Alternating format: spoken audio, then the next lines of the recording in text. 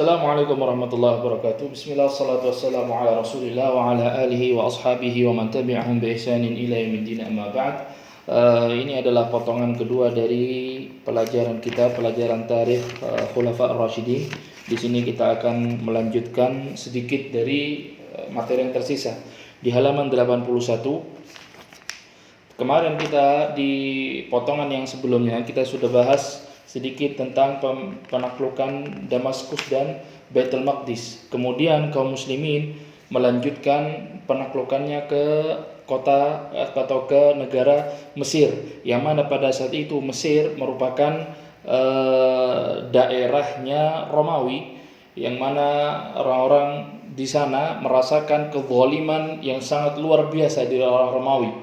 Akhirnya orang-orang Mesir pada saat itu menginginkan daerah Mesir ini ditaklukkan oleh kaum muslimin, karena mereka mengetahui bahwasanya kaum muslimin ini setelah menaklukkan daerah tertentu mereka menerapkan keadilan yang luar biasa yang tidak dimiliki oleh orang-orang lain. Akhirnya Amr bin As radhiyallahu anhu menuju Mesir untuk menaklukkan kota Mesir, sampai akhirnya pada saat itu ketika Amr bin As radhiyallahu anhu menuju daerah yang namanya Alexandria, dalam bahasa Arab adalah Iskandariyah, di sana terjadilah pengepungan yang dilakukan oleh kaum muslimin, sehingga orang-orang Romawi di sana pemimpinnya mengirimkan pasukan yang sangat banyak untuk menghalau kaum muslimin agar pergi dari daerah tersebut, pergi atau menyelesaikan pengepungannya. Sampai akhirnya kemudian datanglah 50.000 pasukan dari Romawi untuk menghalau kaum muslimin. Jumlah yang sangat besar. Karena apa? Karena kaum muslimin jumlahnya yang mengepung daerah tersebut tidak sampai seperempatnya. Akhirnya Amr bin As radhiyallahu anhu menunjuk Ubadah ibn Samit untuk menjadi pemimpin penaklukan tersebut, dan akhirnya Allah Subhanahu wa taala memberikan rezeki untuk menaklukkan daerah Mesir di tangan Ubadah ibn Samit radhiyallahu anhu.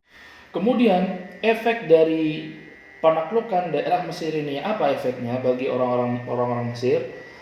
Keadilan kembali, sehingga di sana orang-orang Mesir setelah ditaklukkan oleh kaum muslimin, mereka merasakan keadilan kembali. Mereka merasakan perbedaan yang sangat jauh ketika mereka dikuasai oleh orang Romawi dan ketika mereka dikuasai oleh kaum muslimin. Akhirnya keadilan kembali kepada orang-orang Mesir.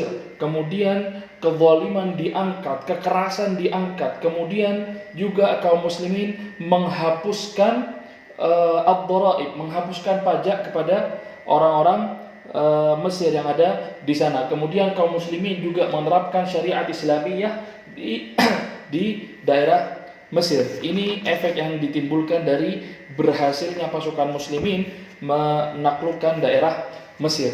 Kemudian di halaman 84, di situ ahammu islahati Umar bin Khattab, perbaikan-perbaikan yang dilakukan oleh Umar bin Khattab radhiyallahu anhu selama menjadi khalifah. Yang pertama, perbaikan yang pertama adalah perealisasian keadilan kepada seluruh rakyatnya. Ini hal yang pertama yang dilakukan oleh Umar bin Khattab. Kemudian yang kedua, taqwiyatus sughur, yakni daerah-daerah yang terjadi perang di sana dibantu oleh Umar bin Khattab dengan pasukan-pasukan, dibantu oleh Umar bin Khattab radhiyallahu anhu dengan makanan-makanan dan seterusnya, dengan senjata-senjata, sampai agar kaum muslimin yang menghadapi orang-orang kafir di daerah-daerah tersebut kuat dengan bantuan-bantuan dari Umar. Kemudian yang ketiga adalah Umar bin Khattab radhiyallahu anhu membangun beberapa departemen, di antaranya membangun departemen pertahanan, Diwanul Jund. Kemudian juga Umar bin Khattab radhiyallahu anhu membentuk Diwanul Kharaj yang mengatur tentang pajak. Kemudian juga Umar bin Khattab radhiyallahu anhu menentukan Diwan Lit-Taftish, yakni departemen yang tugasnya memeriksa pasar-pasar, memeriksa tentang ketika timbangan-timbangan itu ditipu oleh penjual kepada pembeli, ketika si penjual mengurangi timbangan dan seterusnya. Artinya mukhalafah yang terjadi di pasar itu diurus oleh Diwan At-Taftish, departemen yang mengurus tentang pemeriksaan ini.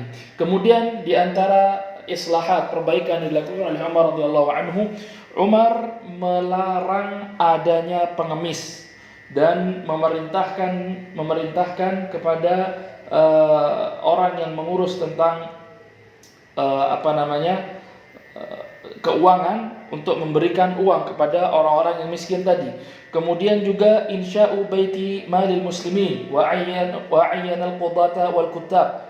Umar bin Khattab radhiyallahu anhu juga membangun atau membangun baitu malil muslimin dan menentukan qadhi, hakim dan juga ahli tulis atau sekretaris.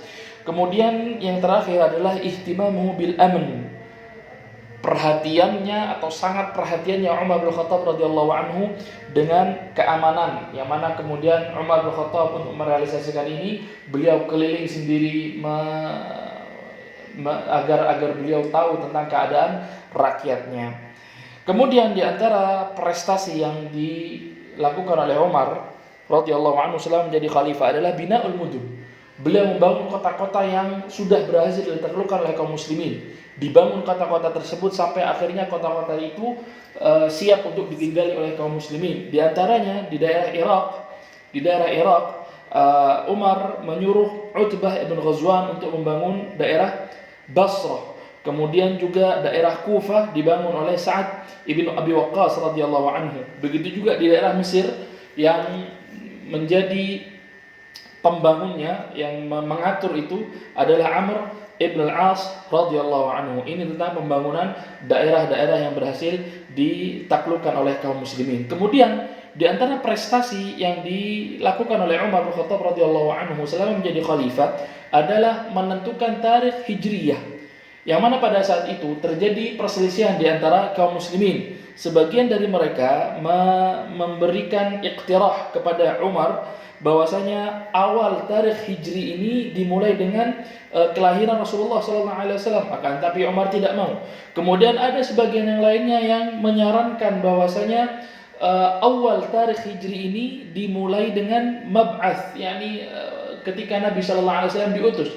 Akhirnya tapi Umar bin Khattab radhiyallahu anhu tidak mau, tidak setuju dengan ini. Kemudian Ali bin Abi Thalib radhiyallahu anhu menyarankan kepada Umar bahwasanya awal tarikh Hijriyah itu, awal penanggalan Hijriyah dimulai dengan hijrahnya Rasulullah sallallahu alaihi wasallam, yang kemudian itu disetujui oleh Umar bin Khattab radhiyallahu anhu.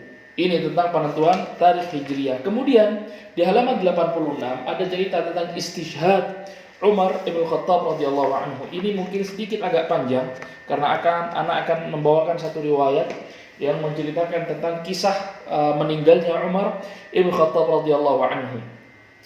Ketika di masa kekhalifahan Umar bin Khattab, beliau tidak mengizinkan sabi, yakni sabi artinya adalah tawanan-tawanan yang sudah masuk ranah dewasa.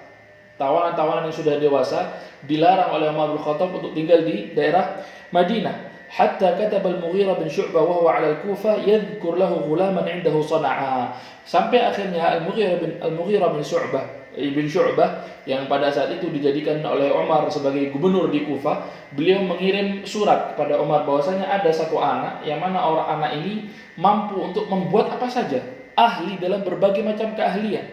Wa yasta'dinu an yudkhilahu al-Madinah. Kemudian Al-Mughirah ini menulis surat kepada Umar meminta izin agar mengirim anak ini ke kota Madinah untuk agar bisa dimanfaatkan oleh kaum muslimin. Innahu haddad naqqash najjar. Orang ini, anak ini adalah haddad, dia ahli atau pandai besi, ahli dalam pandai besi. Dia juga ahli dalam mengukir dan dia juga ahli dalam perkayuan. Fakataba ilaihi Umar fa'adina lahu. Akhirnya Al-Mughirah mengirimkan surat dan Umar radhiyallahu anhu mengizinkan. Wa daraba alaihi Al-Mughirah 100 dirham kull syahr. Kemudian Al-Mughirah bin Syu'bah memberikan ketentuan pajak kepada orang ini, kepada pemuda ini, untuk membayar kepada Al-Mughirah atau kepada kaum muslimin yang ada di Madinah sebesar 100 dirham per bulan, 100 dirham per bulan dari harta yang berhasil dia hasilkan selama bekerja. Faja'a ila Umar yashtaki ilaihi. syiddata al-kharaj. Akan tapi setelah beberapa hari, anak ini datang kepada Umar bin Khattab radhiyallahu anhu mengadukan bahwasanya pajak yang ditetapkan oleh Al-Mughirah bin Syu'bah itu terlalu besar. Kemudian Umar bertanya, "Madza tuhsinu minal amal?" Engkau ini bisa apa? Fadzakara lahu al-a'mal allati yuhsin. Kemudian anak ini menyebutkan bahwasanya dia ahli dalam berbagai bidang. Faqala lahu Umar, "Ma kharajuka bikathirin fi kunhi 'amalik?" Ma kharajuka bikathirin fi kunhi 'amalik. Sesungguhnya pajak yang sudah ditetapkan untukmu oleh Al-Mughirah bin Syu'bah itu sama sekali tidak besar. Karena engkau ini mampu menghasilkan uang sangat banyak dan pajak 100 dirham selama 1 bulan itu sangat kecil. Fansarafa sakhitan yatadammar. Akhirnya anak ini karena tidak di seakan-akan merasa tidak dipedulikan oleh Umar bin Khattab radhiyallahu anhu, akhirnya dia menjauhi Umar dengan rasa benci. Falabitha Umar layali. Akhirnya setelah beberapa hari, summa innal 'abda marra bihi fada'ahu. Setelah lewat beberapa hari dan anak ini memendam kebencian kepada Umar karena tidak menyetujui apa yang dia sarankan. Suatu hari anak ini melewati Umar bin Khattab radhiyallahu anhu. Faqala lah. Kemudian Umar mengatakan kepada anak ini, "Alam uhaddats annaka taqul law asya' la sana'tu rahan tadhanu birrih." Wahai pemuda, bukankah engkau telah menjanjikan kepadaku kalau engkau ini akan membuatkan raha, agar untuk membuatkan untukku penghalus gandum untuk buat tepung. Yang mana penghalus gandum ini bisa berputar sendiri ketika kena angin. Artinya kaum muslimin tidak perlu untuk mendorongnya. Karena pada saat itu alat-alat untuk meratakan atau menghancurkan gandum itu dengan batu yang sangat besar dan ditarik oleh orang atau ditarik oleh hewan-hewan mereka. Akan tapi anak ini menjanjikan akan membuatkan alat ini tanpa bantuan orang. Yakni alat ini akan keliling, akan menghancurkan gandum dengan sendirinya ketika tertiup angin. Faltafata al-'abdu sakhitan 'abisan ila Umar. Akhirnya anak ini setelah dipanggil oleh Umar dan diingatkan dengan janjinya, anak ini menoleh kepada Umar, akan tapi wajahnya tidak enak. Terlihat bahwasanya anak ini sangat benci kepada Umar dan wajahnya sangat tidak enak kepada Umar bin Khattab. Wa ma'a Umar rahab. Dan pada saat itu Umar sedang berkumpul dengan beberapa orang. Faqal la asna'anna laka rahan yatahaddatsu bihan nas. Sungguh wahai Umar, aku akan membuatkanmu alat penghancur gandum yang ini akan dibicarakan oleh manusia.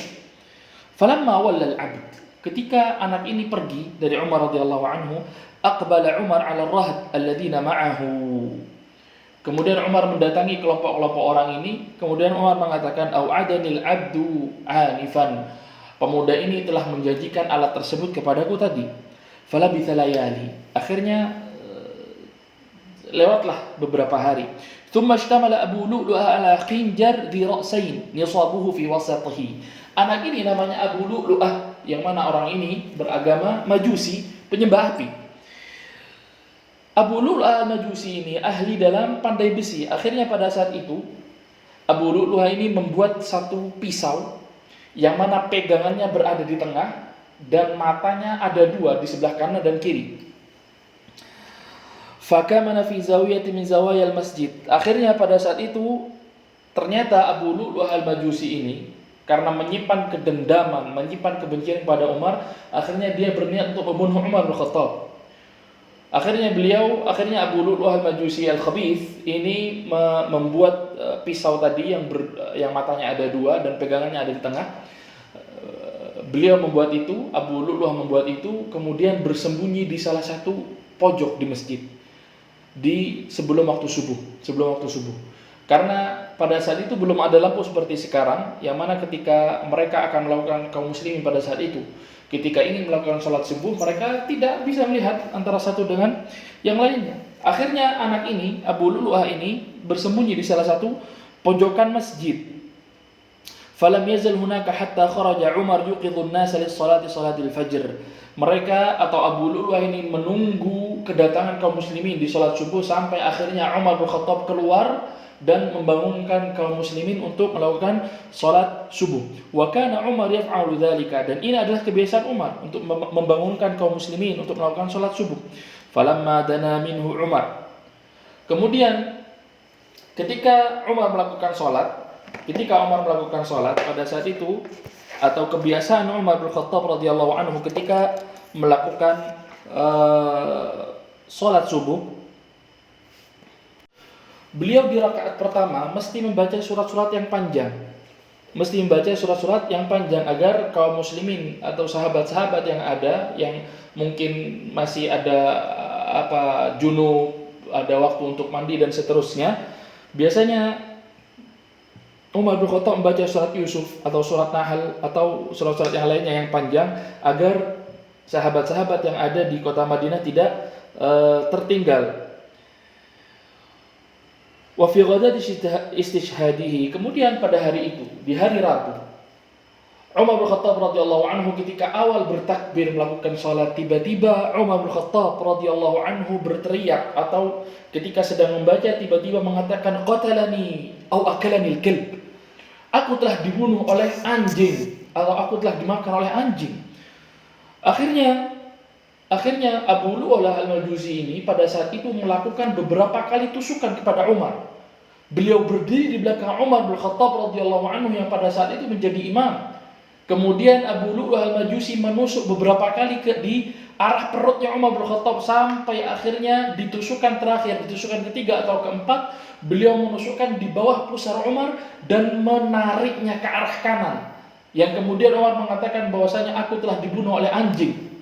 Kemudian akhirnya Abu Lu'lu'ah al-Majusi ini menerobos shaf kaum muslimin, yang mana dengan itu selagi dia menerobos, dia menusuk-nusukkan pisaunya ke arah kanan dan kiri, sampai akhirnya beberapa kaum muslimin terkena oleh tusukan itu, dan beberapa ya dari orang-orang yang terkena tusukan itu, beberapa sahabat itu meninggal karena tusukan tersebut. Akhirnya dikejarlah anak ini, dan oleh kaum muslimin, oleh salah seorang sahabat dilemparkan sebuah kain burnus, kain yang seperti baju Maroko. Falamma ayqana al-'alaju annahu ma'khudh nahara nafsahu. Kemudian anak ini setelah merasakan bahwasanya dirinya sudah tidak bisa lari karena sudah tertutupi oleh kain tersebut, akhirnya dia di situ dia membunuh dirinya, dia menyembelih dirinya, dan akhirnya dia mati bunuh diri. Akhirnya Abdurrahman ibn Auf radhiyallahu anhu disuruh oleh Umar untuk mencari kabar siapa orang yang membunuhku. Akhirnya Abdurrahman bin Auf radhiyallahu anhu mengatakan kepada Umar bahwasanya yang bunuhmu adalah Abu Lu'lu'ah al-Majusi ini, anak-anak yang dikirimkan oleh Al-Mughirah ibn Syu'bah radhiyallahu anhu. Maksudnya menyuruh Abdullah ibn Abbas radhiyallahu anhu. Kemudian Umar radhiyallahu anhu setelah mengetahui bahwasanya pembunuhnya adalah orang itu, dia mengatakan alhamdulillah alladzi lam yaj'al maniyati ala yadi rajulin yad'i Islam. Segala puji bagi Allah Subhanahu wa taala yang telah menjadikan kematianku bukan di tangan orang yang mengaku-ngaku sebagai kaum muslimin. Artinya anak ini adalah orang kafir. Akhirnya Umar bin Khattab radhiyallahu anhu dibawa ke rumahnya dan diberikan makanan dan seterusnya, berusaha kaum muslimin untuk mengobati lukanya. Akan tetapi Umar bin Khattab radhiyallahu anhu tidak bisa, atau ketika diberikan minuman, keluarlah minuman itu dari bekas sayatan atau sobekan pisau tadi di perutnya, yang mana kemudian kaum muslim meyakini bahwasanya Umar akan mati. Akan tetapi Umar bin Khattab radhiyallahu anhu bertahan sekitar 1 minggu atau 5 hari, yang mana pada saat itu Umar ditusuk di hari Rabu tanggal 26 atau 27 Dzulhijjah.